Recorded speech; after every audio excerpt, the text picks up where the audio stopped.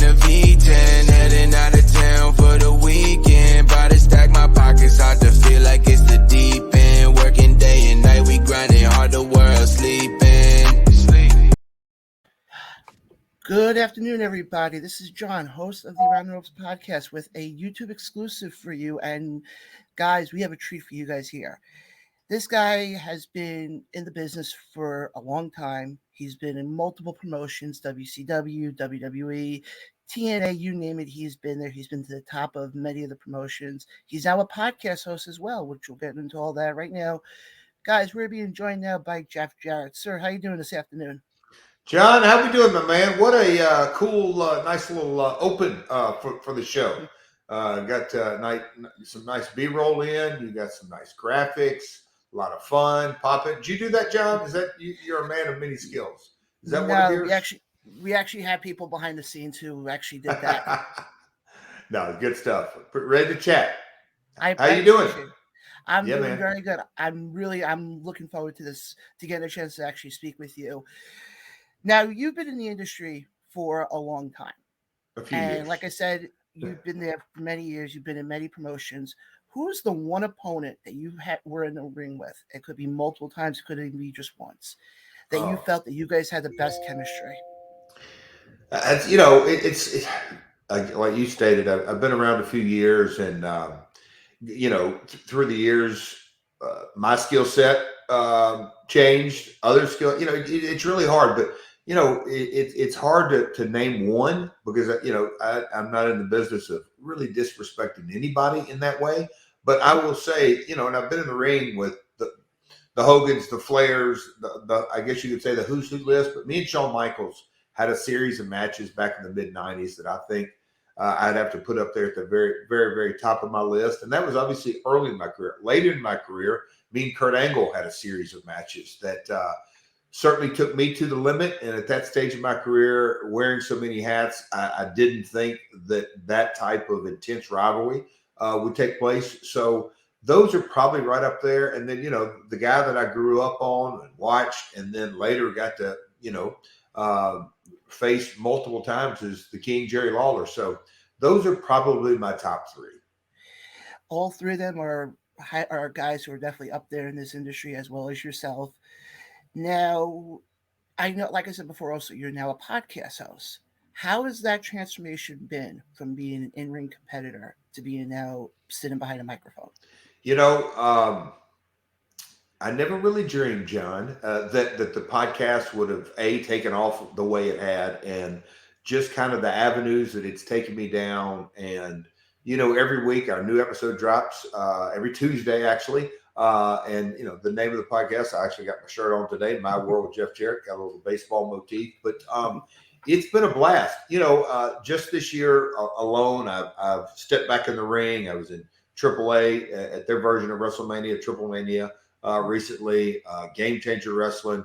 I'm working in the ownership group of a minor league baseball team, working as a producer and executive producer on a couple of different levels with WrestleQuest.com on the marketing side as well. And so lots of moving parts, so to speak. But the podcast is one of those things that's consistent. We just celebrated, me and Conrad, our 1-year anniversary. It's hard to believe we've got 52 episodes in.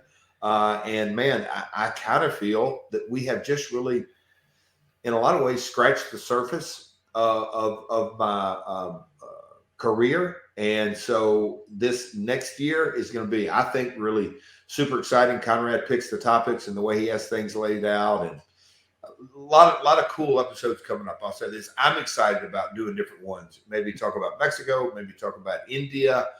Obviously, the month of June is the 20th anniversary of TNA, a promotion that I founded. So there are so many things coming up. I'm definitely excited about the podcast.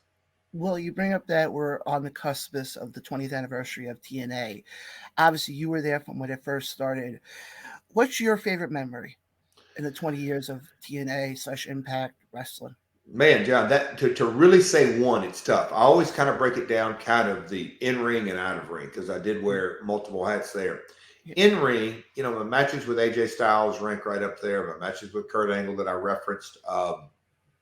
The Asylum era is some of the best, I think, maybe hidden gems out there. It was some really exciting content and the vibe. And look, it was studio wrestling with such a buzz to it in a lot of ways. But is it the sports fairground? 2,000 people on a Wednesday night crammed in a building was a lot of fun. There's so many of those. On the flip side of that, stepping out of the ring, the Spike deal. When we went from a 1-hour show on a Saturday night, that's how we started, which we were tickled to death. It created revenue right out of the gate. But to move in a very short time to 2 hours on prime time on a Thursday night, that was a real team effort with a real sense of accomplishment that went along with it. Yeah, and I've watched Impact Wrestling, on and off, but I've kept up with it. And the one thing I will always say is Impact Wrestling to me is probably one of the most underrated promotions. They don't get a lot of appreciation for what they do. And even now, it's the same thing. They put on, in my opinion, some of the best storylines that we see right now in professional wrestling. But let's get now to, obviously you mentioned before about the show, which, by the way, congratulations on hitting the 1 year. Crazy. I mean, it's flown by. It's literally flown by, but very exciting. I know there was an article that came out earlier this month that you and Road Dogg, Brian James, are set to go on a tour of both of your shows. Yeah. Can you tell our fans a little bit how that came to fruition? I'd love to. Me and Brian's history goes back a long time. Both of our fathers wrestled. They worked with each other intricately through the years. And then, the Bullet worked some cameos on TNA, and Scott Armstrong, Brian's oldest brother, has worked. So, the Jarretts and the Armstrong game have worked together off and on for many, many years. And of course, when me and Brian got put together as the roadie, but we remained really tight. And then we've remained really close friends, obviously behind the scenes. And we're, I guess you could say tighter than ever, if you will. And then he had the opportunity, like me, that the timing just kind of fell in the right time, right place. And he's launched his podcast, got a great host, co-host, Ryan Katz, the Oh You Didn't Know, and he's just cranking up. And these live shows, and I did one Royal Rumble weekend with Eric Bischoff, and we had a blast and sell out house there in St. Louis. And so, me and Brian were talking, and we're going to have special guests on our shows. But, it was funny how collectively, I call it the social media team, and Brian and myself were on a group text, and okay, what are we going to brand the show? And nobody really replied. And then I come to find out later, they all kind of thought it was a no-brainer. And I'm like, all right, well, where are we going with? And they went with the Ain't We Great Tour 2022. So we're going to be releasing dates. It's going to be a lot of fun. Brian, if you know him just a little bit, the Road Dogg can talk, he can entertain, he can sing. I'll just be a great straight guy, just do a lot of listening. But no, we've got a lot of stories to tell. Obviously, us being in the business, our families with multi-generations in it, a lot of, candidly, unique points of view and stories to go along with it. Some that we would never share on the podcast, but we're going to share in some live shows, depending upon where the market's at and what stories we share. But we're very excited about it. The different swag that the team is really aggregating and looking at. That's something that the Conrad and the Ad-Free team is really valuing it up, so to speak. So when you come out, you walk away with some really cool, whether it's a collecting card or a dog tag or a guitar pick, something unique that's going to value your experience. And of course, the show, we believe, is going to be loads of fun. And I know you said before that, dates will be released soon, but where can people, if they want to buy tickets for it, where can they find tickets for it? So Road Dogg Live and doublejlive.com. Both of those will have the tour dates as we roll through all this. But our social media, my social media is real easy. It's at Real Jeff Jarrett. If you go there, if that's the only thing you remember, it's on the screen, at Real Jeff Jarrett. That is something that you can find out all the information you need and then some. And definitely we will put that in the description of this video once it goes up on our YouTube page. Final question for me, because I know we're kind of limited on time right now. Back in WCW, you were famous for the term Slappnutz. How did that come to fruition? Oh, that's a fun story that I've told multiple times. My grandmother used to call people, and she promoted wrestling. She didn't wrestle, but she promoted wrestling, and she would call people slappies. And slappies are somebody who knew more and more about less and less every day. That was kind of a phrase that people who just ran their mouth, they were slappies. So, in the Attitude Era, I just threw on nuts at the end of that and slap nuts, and off it took. And there were signs in the arena, and the one that really got the ball rolling was in Detroit, Michigan, at the Palace of Auburn Hills. They had the word spell out. It was up on TV.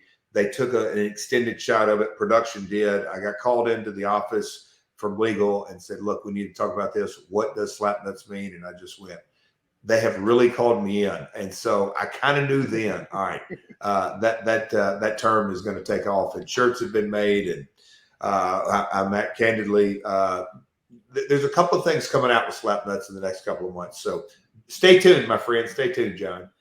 Oh, definitely. I mean, that's one thing whenever you look back at your career, and obviously, you've had a legendary career. That's one of those funny sides to your career.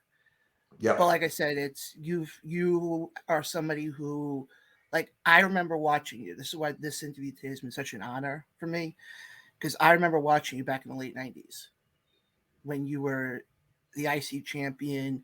You were working with Road Dogg right before the New Age Outlaws started. Sure.